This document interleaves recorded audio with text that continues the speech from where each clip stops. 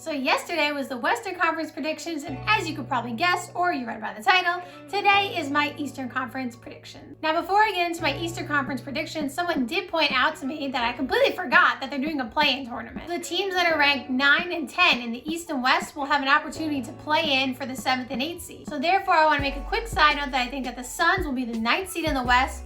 They added Chris Paul, you got Devin Booker, DeAndre Ayton. They got a nice squad over there. So I think they'll be 9. And then number 10, I think will be the Pelicans or maybe the Kings, but I'm gonna go with the Pelicans for right now. The Pelicans honestly are a dark horse. They could sneak into the playoffs if everything goes right because Zion can be very dominant and they still have Brandon Ingram, Lonzo, like they also have a squad there. They're just very young, so it's kind of hard to be like, yeah, they're gonna make the playoff push.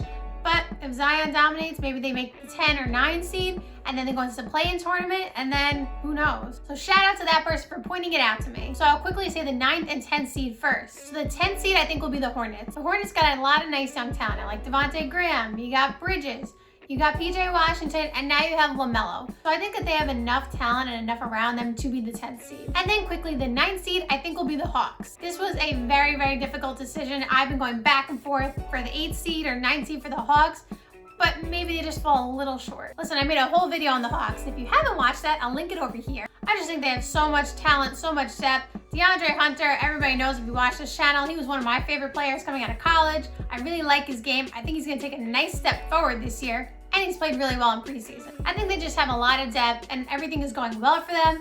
I just think they may fall a tiny bit short of the 8th seed. So now on to the 1 through 8 predictions. So now the 8th seed will be the Washington Wizards. I think it's just really hard to say that the Wizards won't make the 8th seed with Bradley Beal, who, like I've talked about before, really showed a lot of his skill set. Besides just scoring, he can pass. He's a very good all-around player. Now they added Russell Westbrook, and then you have Russell Westbrook, who gives 100% every single possession, every single game, and he clearly can drive to the rim. He can dunk on people. He's still athletic, even after all those surgeries. And I do think that Russell Westbrook and Thomas Bryant will be playing a lot of pick and roll, and that'll add a nice piece to their offense. Also, let's not forget, they re-signed Bertans, who I actually really like as a shooter. He's a very sharp shooter. I think he adds a lot of value to the team, and I just think that all around, you know, there may be a little bit of chemistry issues at first, but I think they'll fit well enough together and they'll work hard enough that they'll make the 8th seed. Number 7, the Orlando Magic. The Magic are one of the teams that don't get talked about a lot, but I actually really like them. If you watch my predictions video, you know that I think Markelle Fultz is going to be most improved player of the year. So I think that he's going to take a big step forward this year. I think that his big step forward is going to be one of the key pieces to help them make the 7th seed. And then of course you still got Vucevic, who puts up big numbers even though nobody even talks about it. He's putting up big numbers left and right. You still got Aaron Gordon, Fournier, Terrence Ross, and then let's talk about Cole Anthony. All the hype around him, and then he went to college, his stock fell a little bit, and that's how he ended up with the Magic. I think he has a chip on his shoulder, and we can clearly see his talent through the preseason. He played yesterday, and he looked really good. I think he's a sleeper for Rookie of the Year. Now, I wouldn't necessarily just pick him for Rookie of the Year yet. I need to see more, but he definitely is a sleeper. He's someone who can get 20 easily. So I like the way that they've been playing in preseason. I just like their squad overall, and I think they're gonna end up as a 7th seed.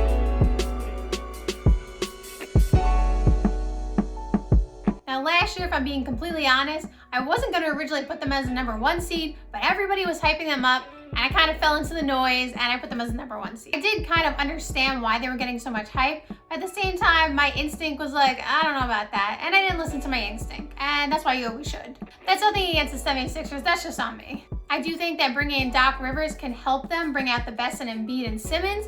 I just still don't know if they're the best combo. Individually, Ben Simmons and Joel Embiid are great talents. They have a lot to offer teams and they add a lot of value. Ben Simmons still isn't shooting jump shots, and the reason that this is a problem is because you want Embiid in the paint most of the time because that's where he's super dominant.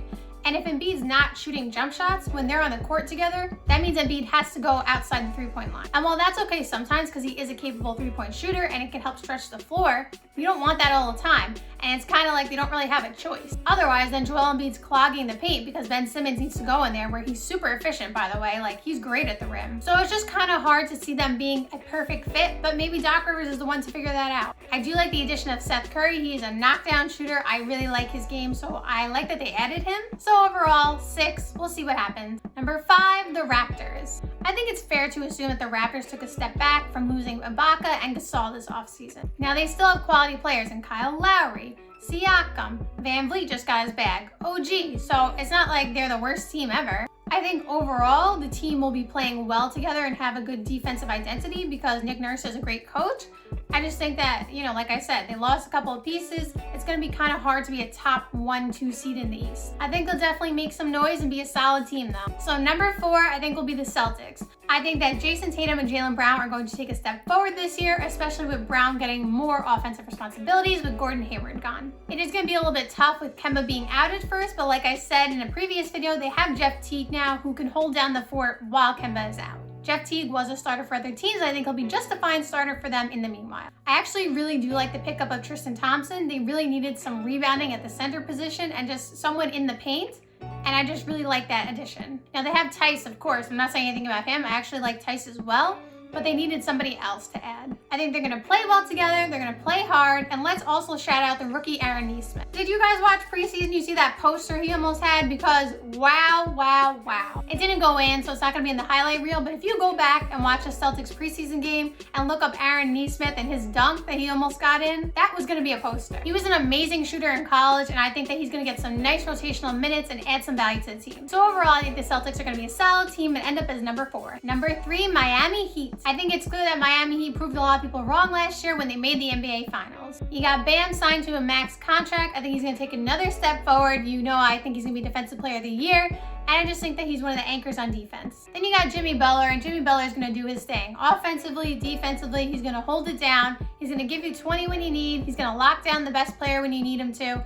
And he'll just do what you need him to do. Tyler Hero, as good as he was last year, is actually going to get better because it was only his rookie season, don't forget. You got him. They re-signed Dragic, who actually had one of his best seasons of his career, in my opinion, last year. And then Kendrick Nunn, some more time to develop as well and get better. Losing Crowder was a bit of a hit because he did hit a lot of big shots for them, but I think they'll be able to compensate for that. Picked up Avery Bradley, who can kind of, fit in his place. Kind of funny that they were on the Celtics together, actually. So overall, I think they're going to be a very good defensive team, and they're going to end up as the number 3 seed. Number 2, we have the Milwaukee Bucks. I think the trade for Drew Holiday was actually a really good trade for them. Drew Holiday is an amazing defender, kind of underrated on the defensive end, but he does get credit for it. And he's also a really good offensive player. I think he's going to fit really nicely alongside Giannis. They're going to be a great tandem. And then you got Chris Middleton still as well. I wouldn't necessarily call it a big 3, but they have 3 players who could be potential all-star. And then you got Brook Lopez, who's a really good 3-point shooter now, and he was one of the anchors and one of the best defenders on the team last year, actually. I just think Giannis is so dominant, and they still have a lot of quality players on that team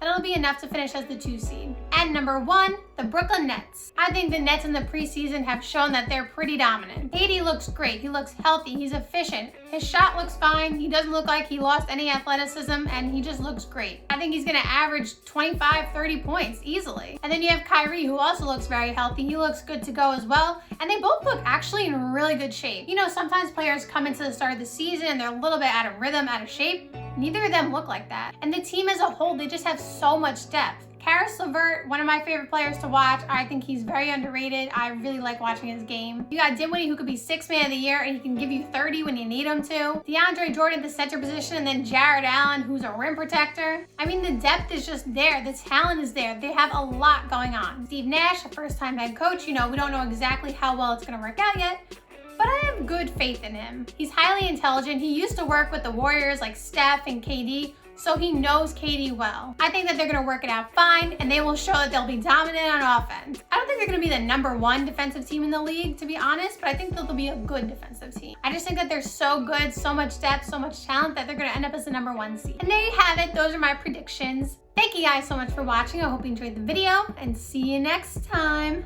Bye.